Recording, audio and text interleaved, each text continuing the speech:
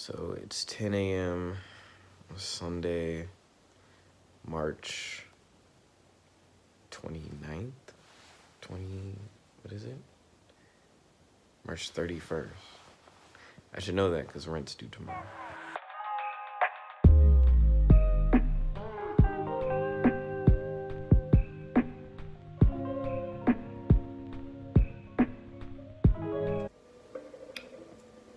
Oh, I have a topic. So last night when I came home, I saw on Twitter that hashtag my white privilege was trending. Yeah. So, okay. Not sure why, but I found it very interesting that it was happening during the same time as the NAACP Image Awards because reasons. So, I didn't dive too deep into it, but from what I could gather, it was basically people recounting stories of how their white privilege either got them into or out of certain situations and how it just helps them do things, essentially.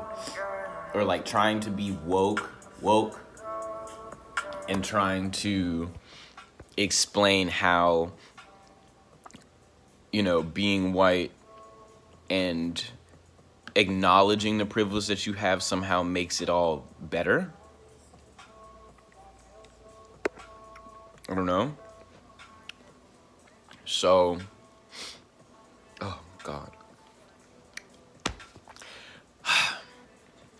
I think what I'm gonna do, we're gonna put a pin in that because I do want to talk about this. We're gonna put a pin in that. I'm gonna get dressed, and once I'm like together, then we're gonna talk about this.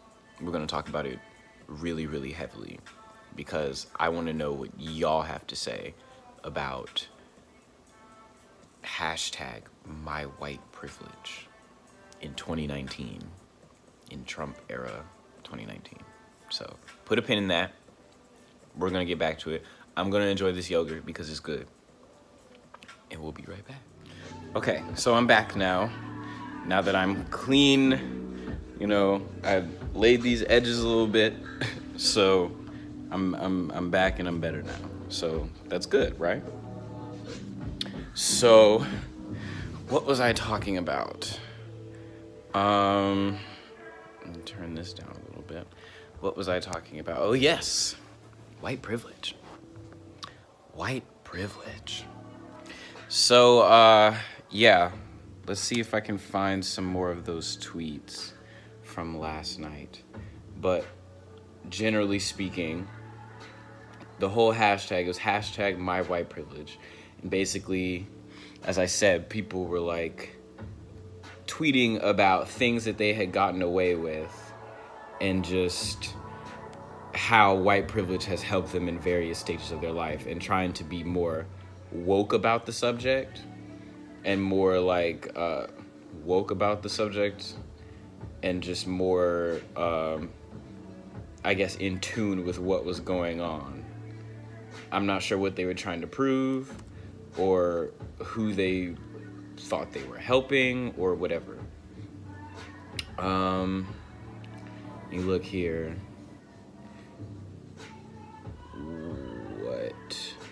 But some people actually, but there were some allies throughout the thing. Instead, some people did kind of come up and say that this was really stupid and that it was unnecessary. So, we had a lot playing on both sides of the equation. A lot of good memes. A lot of great memes. So, yeah. But I guess my take on the whole thing is we know that white privilege exists. Like, it's one of those things that can't necessarily be quantified or valued in any way because it is going to be what it is. So by taking the time out to acknowledge your role in it, it doesn't really, it's self-serving. It doesn't really do anything. Like you can be white or just not black and know that you have certain advantages over black people that just can't be quantified. They can't be qualified in any sort of way. You're going to get better jobs. You're going to get more opportunities. You're going to get just different treatment in life. So by you telling the world that you know about it, okay, but what are you going to do to stop that from happening? What are you going to physically do to alter that reality for the people around you? Is there anything that you can do? I don't know. You could hold the door open for me every now and again. You could, if you find a job opportunity, you could refer that one black friend that you have that might be looking for a new opportunity over your fraternity buddy that you've only known for 2 months that keeps calling you bro. Like, I don't know. I really don't know what you could do to combat white privilege at this point, at this day and age. I feel like virtually it's gonna be what it's gonna be. So just don't be part of the problem, if that makes sense. Try to actively be part of the solution. So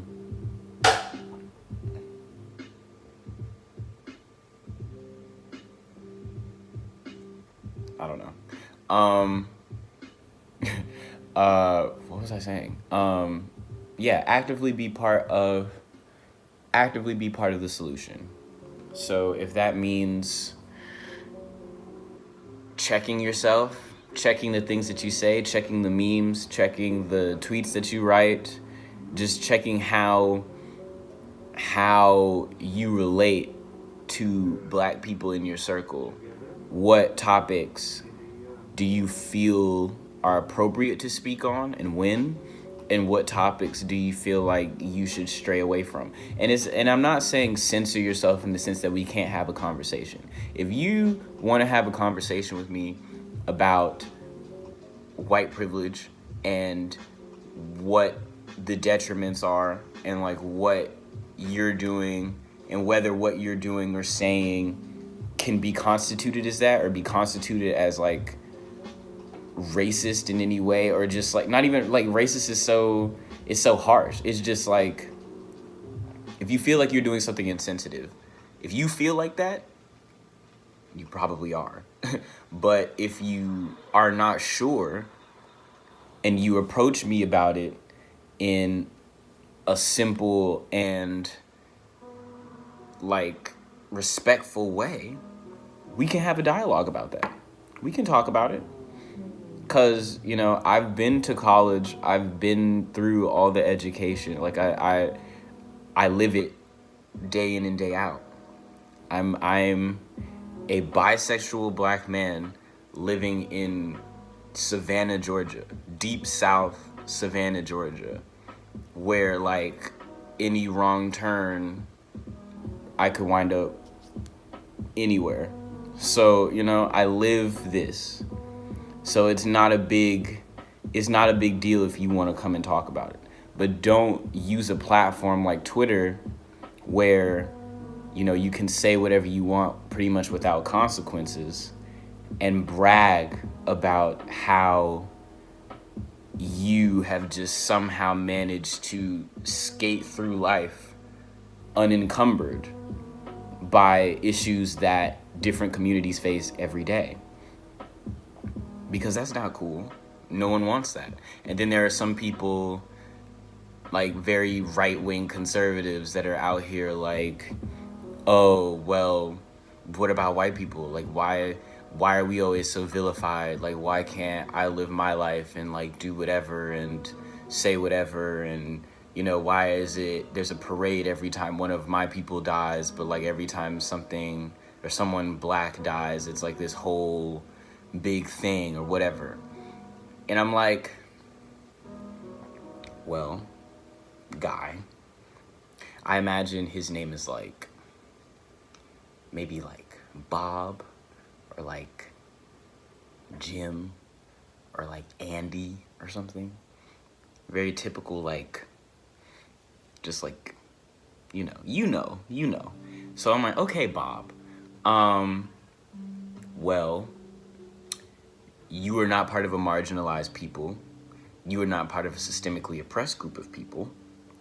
And you have multiple platforms at your disposal to voice your angst and concerns and societal detriments, whereas people who don't, they go to these sorts of mediums like Twitter and Facebook and Instagram and stuff, more so for like an escape, almost an escape from the daily reality of the challenges that we all face. Like, Black Twitter is great because it's a community of people that all get each other, that all understand how, when you walk into a store and you're constantly being eyed by everyone in the store, especially the management, like into any convenience store, those second glances, those touch-ins, those check-ins, those nonverbal check-ins to make sure that you're not stealing some shit, that's real. And we get that. And we can make fun of it and we can laugh at it. Things like that. But if you've never experienced that, if you can walk into any store you want and automatically assumed to be a buying customer with the money to purchase anything you want in the store, you have not experienced that.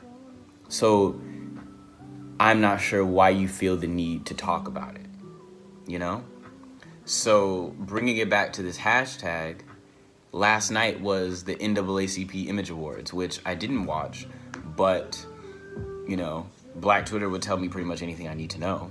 So I know that it was a star-studded event. I know that people were there. I was surprised that Beyonce and Jay-Z were there. And just different things. Lupita was there. Like, just Black Hollywood royalty, societal, they were all there. So I'm like, okay, cool. This is an outlet for Black people and people of color that are doing things, positive things in their respective fields and communities. This is a night for them to be acknowledged for that work.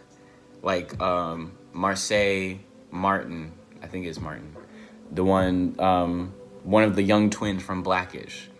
Her rise is meteoric. I know she got 2 Image Awards last night. I'm not sure what for, but she's 14, has her own production company, has all these roles, is living her life, young, starting early. Issa Rae is enjoying all the fruits of her hard work from awkward Black girl to now, but Issa had to walk so that Marseille could run. You see what I'm saying? So it's all that is being recognized. And on the flip side, you check Twitter and y'all want to talk about white privilege tonight, the same night that all that's happening. You see what I'm saying? So it's very opportunistic, it's very calculated, it's very just strange and weird and unnecessary. And, I'm just not entirely sure why we still feel the need to have conversations like that if no one's actively trying to change the situation, essentially. So, I want to know what you guys thought about it. I want to know if you have white privilege stories. I mean, I'd love to hear them because they're just kind of funny to me. But, not everyone's going to feel that way, and that's fine. But, it is what it is. So if you get by on life if you skirt through life unencumbered and you just kind of do what you want to do that, but don't block the progress of the people. Don't block or knock the progress of the people that don't have it like that. Okay? Is that fair? Can we agree to do that? I think we can. So, I don't know. But thank you guys for talking about this with me. This is my first like vlog post. I'm gonna be doing more of these in the near future, I hope. So by all means, leave a like, subscribe, all that jazz. I'm very new to YouTube and all that sort of stuff. So this is me coming out the woodwork and talking. But I feel like it's better to talk and be heard by 10 people than be silent and wonder what could have been, you know? So leave a like, subscribe, follow me on Twitter. I just changed it, so I'm gonna leave all those links in the description below. And it was great to meet you guys, and I hope to be talking with you very soon, so stay tuned.